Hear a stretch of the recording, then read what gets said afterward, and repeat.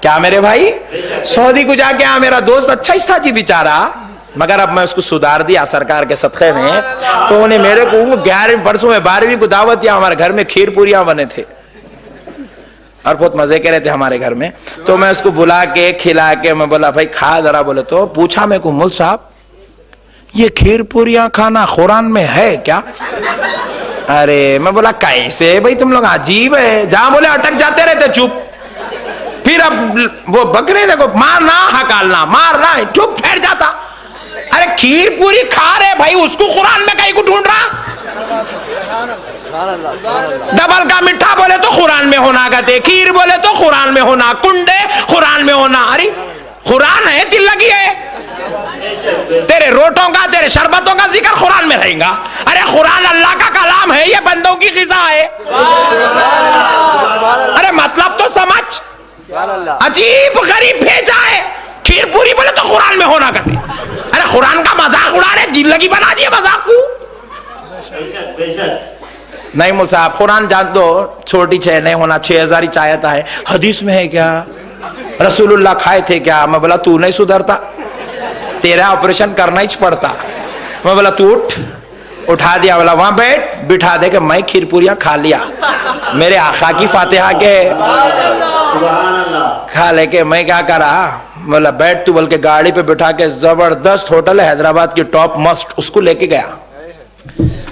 Hotel میں لے کے جا کے آرڈر دیا، اصلی گھی کی زبردست اسپیشل بریانی لے کے آ. بولا انہیں ذرا اپنا خاص آدمی تھا ویٹر، جا کے بولے مولانا آئے، بولتے کہ زبردست بنا کے بھیجا نے اندر سے لا کے رکھے. میں بولا ڈال اس کو پہلے، ڈالے میرے کو بھی ڈالا. میں انہیں نوالا اٹھاتے کہ ہاتھ پکڑ لیا. رو کیا ہوا مولانا پوچھا. میں بولا پہلے قرآن حدیث میں ہے کیا بتا. اس پہ فاتحہ پڑھے تو پوچھا قرآن حدیث میں ہے کیا، یہ ہے کیا. بریانی جب تک قرآن حدیث سے نہیں بتایا کھانا ہی نہیں. اب سوچ لیتے بیٹا کہاں سے پوچھوں کس سے پوچھیں، سوچے تک میں پورا کھا لیا، سرکار کے صدقے میں کھا لیا. پھر اس کے بعد ابھی نے منہ دیکھتے رہے گا، وہ اصلی گھی کی خوشبو سن کے بس تڑپتے رہ گیا. میں بولا رک جا. تھوڑی دیر کے بعد کیا ہوا، کھانا ہوئے بعد میں بولا چائے لے کے آؤ. چائے لائے. میں بولا ڈبل شکر ڈبل ملائی سے ہونا، آج کام پچھاننا ہے. ڈبل شکر ڈبل ملائی سے چائے لائے، چائے میں رکھے. میں ڈالو اس کو، ڈالے تو پینے کا پھر ہاتھ پکڑ لیا. شربت کے بارے میں پوچھا تھا قرآن حدیث میں ہے کیا، چائے پہ بھی سوچ. قرآن حدیث سے بتایا تو چائے دے تو رکھ نیچے. نہیں بھائی خالی شربت پہ چائے کہیں کو یاد آتی، شربت پہ قرآن حدیث کہیں کو یاد آتی، چائے پہ بھی یاد کرنا. قسم کھا کے بولنا جو قرآن میں حدیث میں وہی کھاؤں گا وہی پیوں گا، جو نہیں ہے وہ نہیں پیوں گا. جیتا ہی نہیں، 4 دن میں چلے جاتا. قرآن حدیث کو مذاق بنا لیے میرے بھائی. اجی قسم خدا کی میں پوچھ رہا ہوں بریانی کھا رہے ہے کیا قرآن میں لا کے دیو جواب.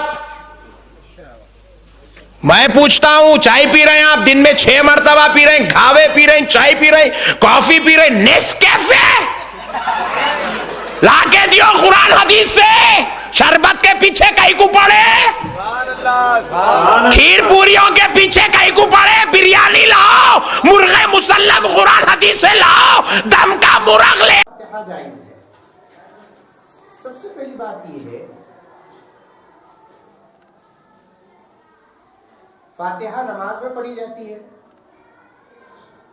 نماز کے علاوہ دعا میں اور کھانے پینے کی اشیاء میں فاتحہ کے پڑھنے پر اختلاف ہے، اور وہی اختلاف یہاں بھی آ گیا.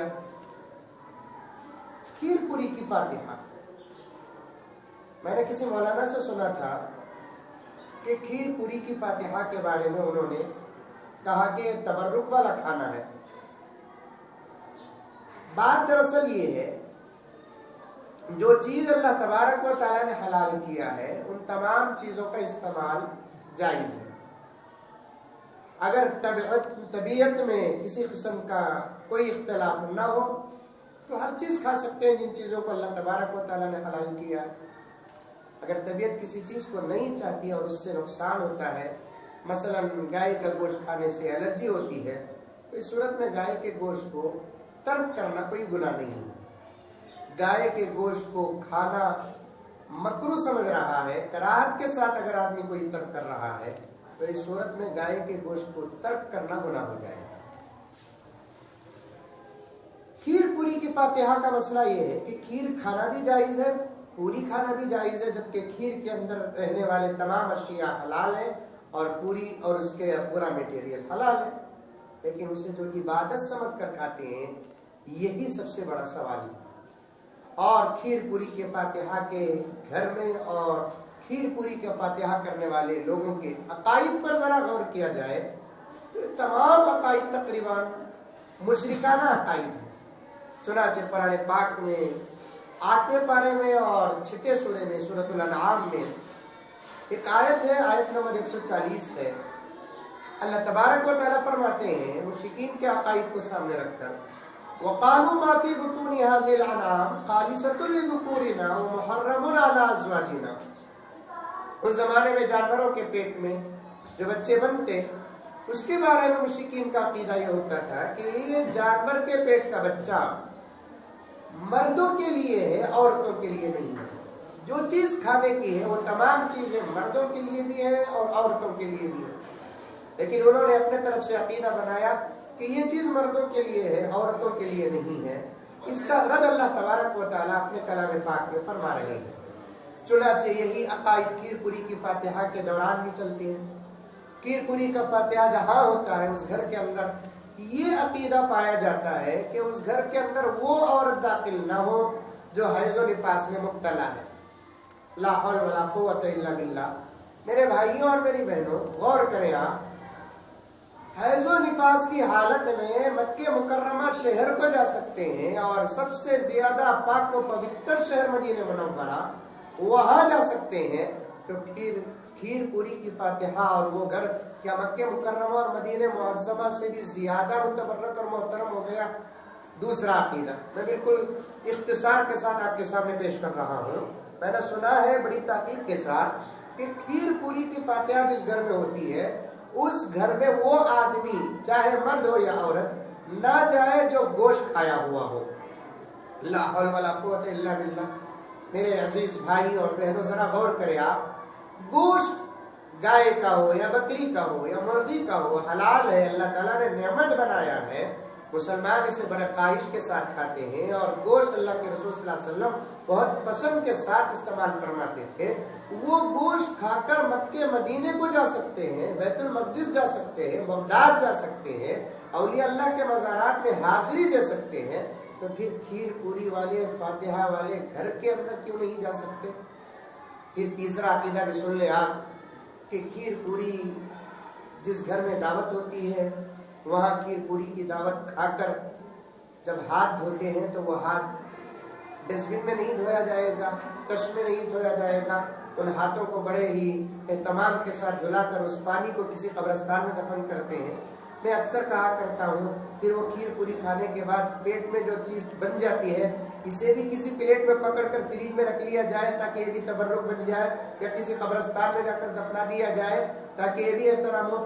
کھیر پوری پیٹ میں جانے کے بعد جو چیز بنتی ہے اسے بیت الخلاء میں جا کر جو ڈالتے ہیں یہ بھی عقل کے خلاف ہے۔ بات دراصل یہ نہیں ہے، کسی صاحب نے ایک مولانا سے سوال کیا کھیر پوری کا ثبوت کیا قرآن و حدیث میں ہے؟ یہ سوال اس انداز سے تھا کہ کھیر پوری یا بریانی کا جواب آپ کو نہ قرآن میں ملے گا نہ حدیث میں ملے گا۔ جس نوجوان نے سوال کیا اس سوال کی حقیقت یہ ہے کہ کھیر پوری کے کھانے کو عبادت سمجھ کر جو کر رہے ہیں، کیا اس کا ثبوت قرآن اور حدیث میں ہے؟ آپ بریانی کھاؤ، چائے پیو، روٹی کھاؤ، حلوہ کھاؤ، حیدرآباد کی بریانی کھاتے ہیں، بنگلور کے سموسے کھاتے ہیں، عبادت سمجھ کر نہیں کھاتے، اس لیے یہاں حدیث اور قرآن کا سوال نہیں ہوتا۔ جو چیز عبادت سمجھ کر استعمال کی جاتی ہے ان چیزوں کے بارے میں سائل کو اجازت ہے سوال کرنے کی کہ ان چیزوں کا ثبوت قرآن اور حدیث میں ملتا ہے یا نہیں۔